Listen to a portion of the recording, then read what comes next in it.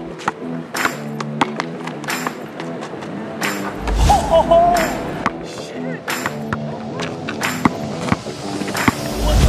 What the heck?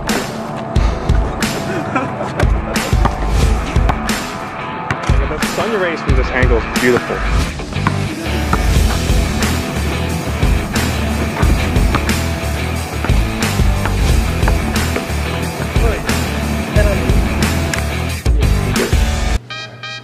Welcome back to another edition of Ballaholics, the show for those who simply can't get enough about basketball. Today we got Taco Tuesday! Taco Tuesday theme, you already know. You already know how it goes. I'm Sam. I'm Sauce. There we go, we got all the Ballaholics. Hope you guys liked our intro video. Oh yeah, it's just like, a lot of editing to make it look bad, just keep that in mind. Okay, I mean, we're not going to talk about that last shot. We're not actually going to talk about the last shot. Alright, let's get on. We got to talk about the NBA. You know, NBA season, obviously, we're still in, you know, the off season, we're missing our basketball right now. I always miss basketball, and then when they come on, I'm like, I'm sorry for Knicks fan, I'm like, damn, I want the season to end. But, you know, it's a season of hope. But let's talk about the first segment, obviously Kevin Durant leaving Golden State. Sauce, do you think the Golden State Warriors dynasty is over? Do I think the Golden State dynasty is over? I said hell no, and I think people who think yes are crazy. All right, people forget what happened before Kevin Durant joined. All right, you had Stephen Curry, one-time unanimous MVP, two-time MVP overall. This dude's crazy. I think that in his prime, he was in 2016 actually better than LeBron James until the finals. Stephen Curry is that good. He impacts his teammates that much. Keep in mind that they still have Klay Thompson, who's coming back from an ACL tear, and they have Draymond Green, and then they're going to have D'Angelo Russell. That's still 4 All-Stars. For as much talent that the Warriors lost in Kevin Durant, they still have 4 All-Stars. Then you have Steve Kerr, who's a phenomenal coach. Stephen Curry, again, I think he'll age perfectly. He's a shooter. He's not strictly on his athleticism. You guys know like Klay Thompson provides good defense. Draymond Green in the playoff is no joke. I think he's one of the best playoff performers in the NBA. He turned into a top 10 player in the playoffs because he is so clutch and he always has amazing IQ and he knows what to make the right play. Combined, I think specifically Stephen Curry and Draymond Green, and that time they're going against the Blazers and they had to win that comeback in the fourth quarter. First they did like 17-point comeback 3 games in a row, but then they did it and consistently with Stephen Curry and Draymond Green making big plays. And I think it's going to happen again. People are sleeping. D-Wall. This year? This year, I think. This year? I think it's possible for them to actually make the finals. Oh, see sauce. You just like you're. I think it's really possible because I think people forget Klay Thompson is going to come back. Sauce. And people recover from ACL tears nowadays. We have a medicine. You confused Game TV Club with like stand-up comedy club because what you just said, bro. We're trying to get some laughs here, bro. But listen, bro. Next year, and the Warriors completely finished.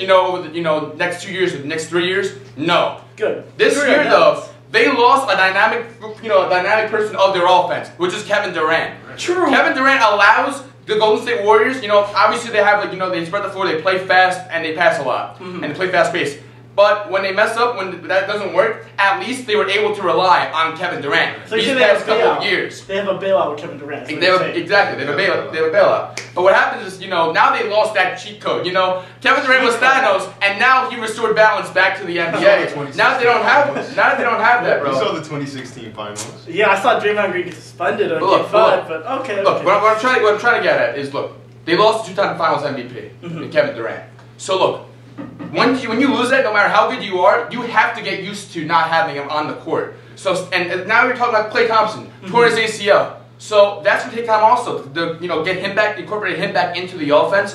So okay. We're talking about this coming year, Golden State Warriors in the finals. I could definitely see it. I would like to have D'Lo, Draymond, and Curry on the court. I don't think that's making the finals. You got to remember. Wow. You brought up the point that these guys were all in their prime and they were thriving. Yeah. But that was 3-4 years ago. So you think they're out of prime? In their present right now, you had a good point when you said Curry's game doesn't rely on athleticism. He can strictly shoot. He's going to be a deadly shooter for the rest of his career. Spacing, yeah. But you got to remember that these guys, since they aren't in their prime, they're not going to be as effective. At least I don't see them as being as effective as they were in 14, 15, 16. Okay. And then, like Sam said, losing a 2-time MVP, who was played with you for the past 3-4 seasons, that's definitely going to have. Wait, so are you saying that the Golden State Warriors are done in general? Like for the next 3 or 4 years?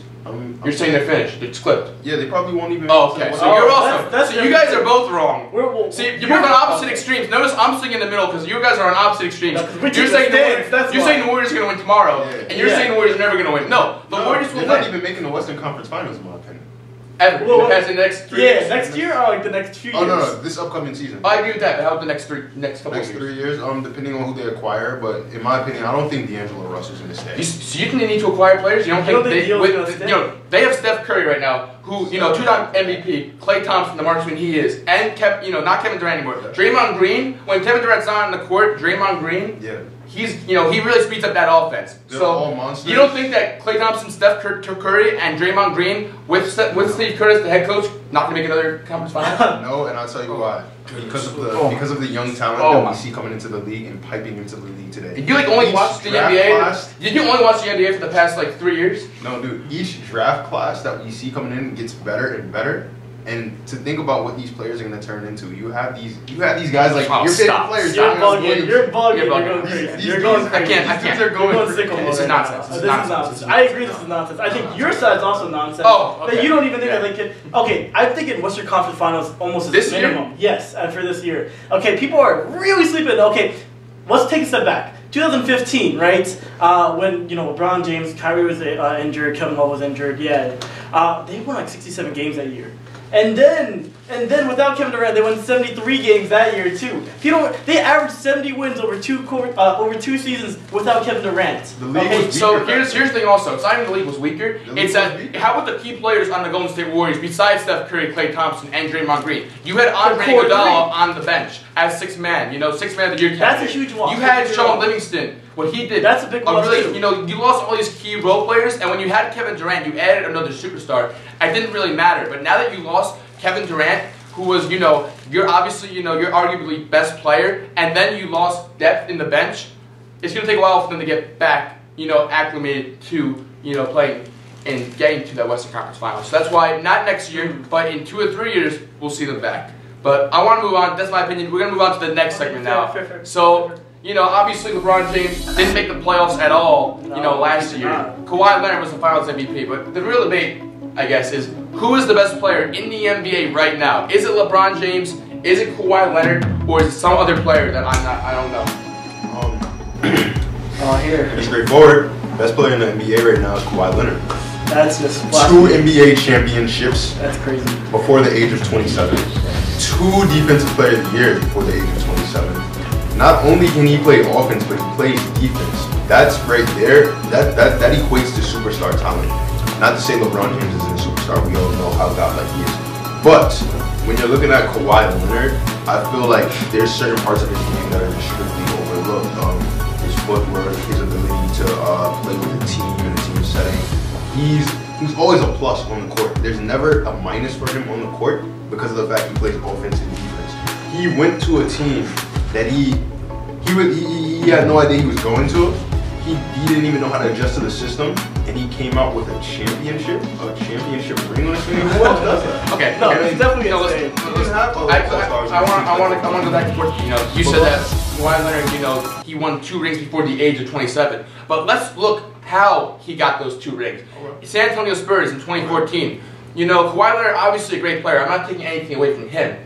His team, when you're coached by Greg Popovich, when you play under the Spurs Dynasty with Tony Parker, Tim Duncan, and Manu Ginobili, he had a core team around him, and a team that was competently built around him. But you got to remember, he was the one who got the Finals MVP out of all those players. And that's fine. I'm saying he's a great player, but wait, LeBron James in 2016. Okay. Come on, we're talking today. Kyrie was great. Kevin Love was great. We are talking today. That's 3 years ago. He was playing the Golden State team that had Steph Curry, Klay Thompson. They were a 73-win team, the Golden State Warriors, and he beat them.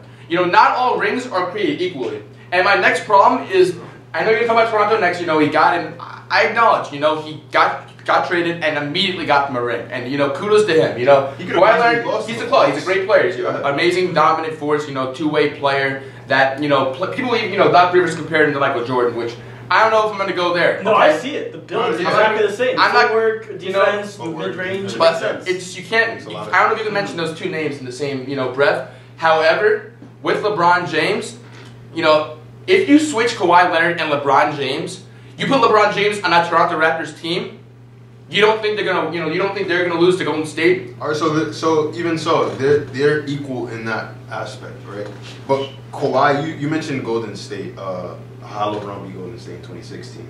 Kawhi essentially did the same thing. Actually, if not, it may have even been a harder team to beat if you think about it, right? You're talking about wins and record-wise, 73-9 team, but they didn't have 4 to 5 All-Stars on there. They didn't have 5 All-Stars. I know, you know what, and also the Warriors didn't have Kevin Durant on the court. The Warriors didn't have Klay Thompson on the court for several games. So this was a depleted Golden State team that Kawhi Leonard beat. I do think if KD was in the Warriors, they would have destroyed the Raptors. I agree. To be honest. Do you think that if the or at least 5 or 6 games? If the Golden State Warriors had Kevin Durant, if the Golden State Warriors had Klay Thompson playing, this NBA, but that's not a slight against NBA Kawhi Finals. Leonard in the slightest either. I definitely think it would have went to 7, and that's a tough question just because the Raptors seemed hungry as hell this finals. I mean, they came back from they won 4 straight against the Bucks. The Bucks didn't take more than 2 L's back to back this entire season. So the fact that they were able to come back from that, go straight to the finals, and win Game 1. Did you see what Pascal Siakam was doing? Yeah. It wasn't even like Kawhi was just by himself completely. His role players were hungry. They were hungry, and they weren't even All-Stars. Only other All-Star he got on the court was Kyle Lowry, who's aging and getting out of his prime, but he held it down. So I mean, for Kawhi to be able to do that. Well, you're trying to say that Kyle Lowry's 8. You're trying to say that he didn't have a supporting cast in Toronto. When you have Kyle, he had a supporting cast, but he didn't have 5 All-Stars next to his side. True, but also keep in mind that the Toronto Raptors actually had 6 players average double digits in the finals. Danny Green, which has never been done before. Yes. I think as an all-around team effort, they had a great kind of showing. Same way in 2014, the Spurs had a great showing all around. Yeah. Like the beautiful game Spurs, like they had a great showing all around. I will say that Kawhi Leonard was the driving factor and like the superstar of each of those teams. Kawhi Leonard was the one stopping LeBron in 2014. He was the one. You're not wrong. Yeah, he was the one putting the clamps on LeBron. Of course, LeBron was giving him 25 plus, but like how efficiently though? Yeah, how efficiently and just like at the rate that he was stopping LeBron, that wouldn't have been done with any other player on. And that was at the age of 22. He's the youngest Finals MVP ever, man. Come on, you gotta give him some respect. Give him respect, but you're not giving LeBron James his respect. I give him his respect. I feel like 8 consecutive NBA Finals. It's starting to get old now. He's starting to get old.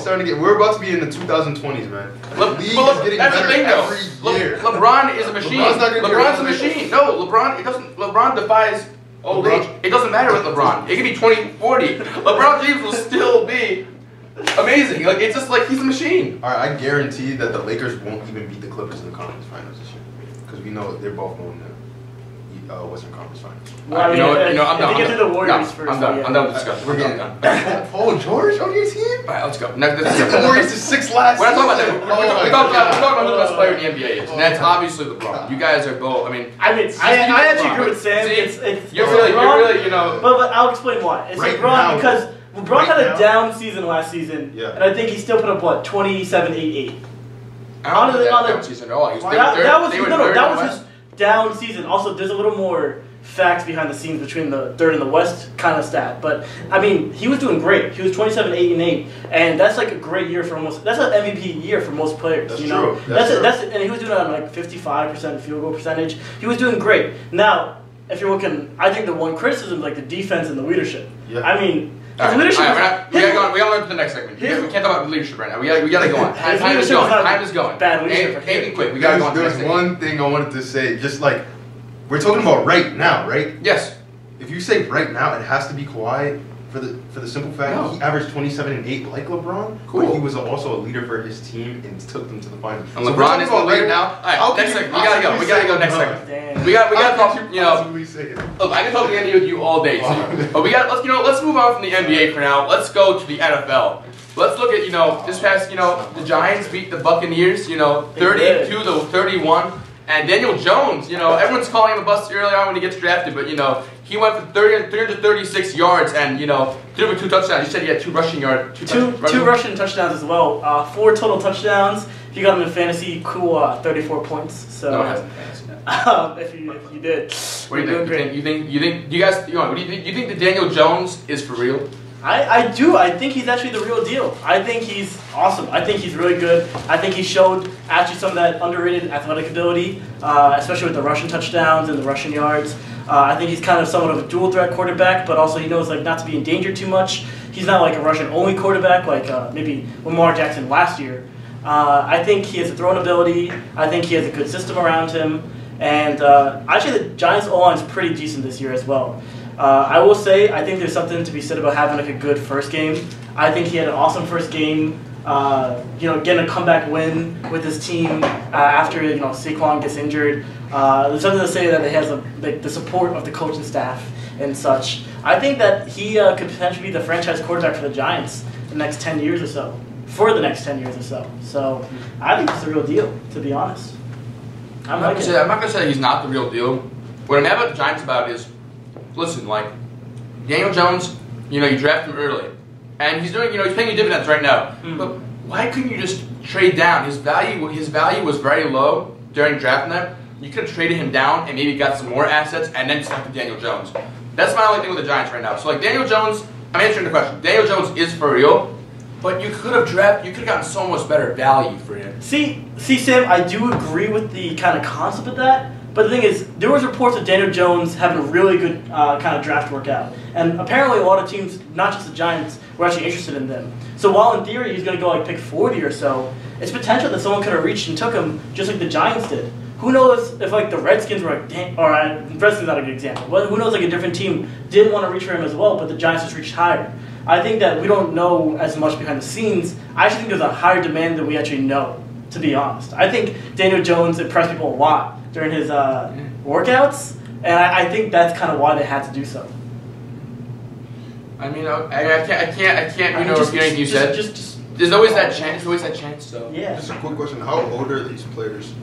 Daniel Jones, I think he's 22 or something. He's young. Rookie? Yeah, he's a rookie. Okay. Yeah, Daniel Jones is a rookie. He got drafted last season, so. Yeah, and in the first game he got that comeback win against the Bucks. Okay. So they put him in, and they benched Eli, and they benched Eli Manning, which is also crazy in itself. Yeah, that was interesting. But he did it without Saquon too. I gotta give respect to that. I mean, it's the Bucks, so like we should keep that in mind. But like, I still think it's like super promising. All right, let's get on to the next segment. NFL was great. We got nice and quick because we love NBA, we love basketball. Yeah. It's show for those who can't get enough about basketball after all. True. But let's talk about going back to the NBA this offseason. There are a lot of teams. A lot of teams are getting like hyped up this season. A lot of high expectations.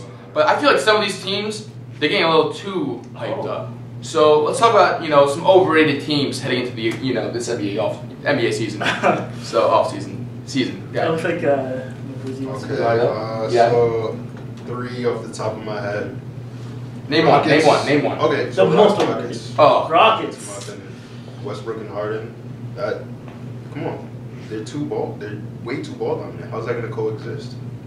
I mean, we said the same thing with CP3 as well, but here's my thing. So Russell Westbrook and James Harden.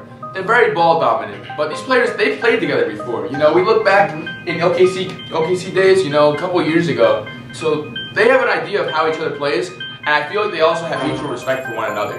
Now, when you look at Russell Westbrook in OKC, obviously one of the main reasons why he had a really difficult time advancing in the NBA playoffs was the lack of shooting around him. But now he goes to this Houston Rockets team that has James Harden, who, we're not talking about how good of a producer he is, because he's amazing. Yeah. And then, Eric Gordon. So he's now surrounded by players that can shoot and space the floor for Russell Westbrook. So you have Russell Westbrook who can drive to the basket and get things his way. And then James Harden, I'm sure James Harden will play off the ball a little bit. I'm sure he's willing to do that. So for Russell Westbrook. Does that mean less touches for Harden? Because I don't know how well that's going to be. I think it has to be honest. Some nights he takes close to 23s. Yeah, he takes a lot of shots. He takes a ridiculous amount of shots, and his percentages aren't that high. But it's the fact that he takes so many shots, and he's always had that permission. He's always had the green light. Harden? He's always Harden's efficient. Harden's efficient. Yeah, I would say like Westbrook's not. I mean, he shoots like 20-something free throws a game. So I mean, if you call that efficient, I mean that's very efficient to his game. That's a testament to his game, but. The fact that he'll take 23s and he'll probably hit like 6 or 7 of those. But that would actually be efficient.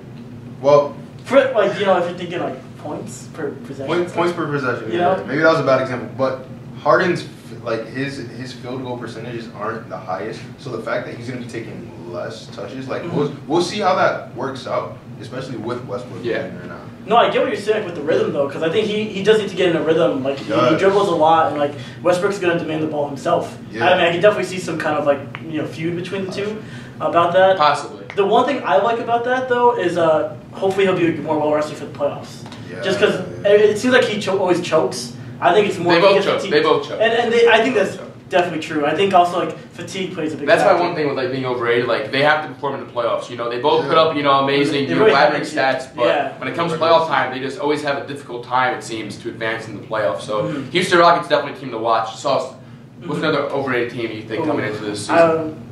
You guys are not gonna like this one, but I'm gonna say the Milwaukee Bucks are the most overrated team in the NBA right now.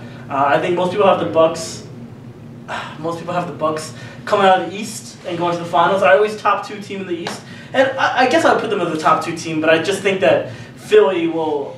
I think that Philly would just take them in a series, at least in 6 games. Honestly, 6, not even 7? Not even 7 to be honest. With the reigning MVP. Okay. With the reigning MVP. Sauce? And his supporting cast. They have a good supporting cast. Wait, but Chris Middleton. Yeah. He's a great player, but he should not be your second option for a championship team. No, Sauce. That's my problem with Sauce. I think Giannis can't do it all by himself. Let me stop. There's so many things. And he's getting paid like a superstar. There are so many things that you just said that really Yeah. He's getting paid $176 million. No, Sauce. That's huge. Sauce, shut up. Their cap is ruined. Shut up, okay? Listen. Let me hear. The Milwaukee Bucks underrated? So overrated. They were underrated last season. The entire season, people were slipping on them. They were. People talk about the Boston Celtics, Toronto Raptors, and no one even mentions the Milwaukee Bucks. The Milwaukee Bucks literally came out of nowhere in the regular season, posted the best record, still had skeptics, and made it to the conference finals for the first time in a while. I said underrated last year. So 24 don't talk about underrated, okay? No, last year. I'm talking this year. I know, but then you say that the Philadelphia 76ers are going to beat them. You have the guts. You have the balls to say that. Yes, I do. The 76ers. It's funny you said that because the 76ers are the most overrated team going into this season. Now you should stop talking because that's crazy. Okay, if you look into the NBA playoffs, Jimmy Butler was their go-to clutch scorer.